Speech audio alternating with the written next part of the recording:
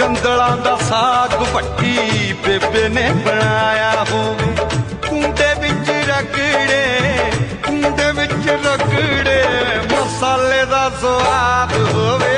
ਆਪਣਾ ਪੰਜਾਬ ਹੋਵੇ, ਘਰ ਦੀ ਸ਼ਰਾਬ ਹੋਵੇ, ਆਪਣਾ ਪੰਜਾਬ, ਆਪਣਾ ਪੰਜਾਬ।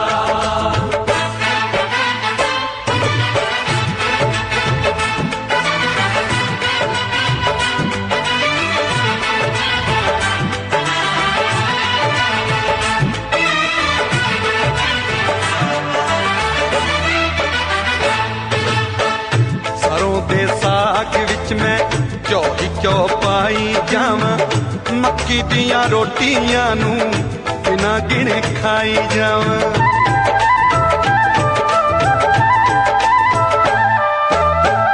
ਸਰੋਂ ਦੇ ਸਾਗ ਵਿੱਚ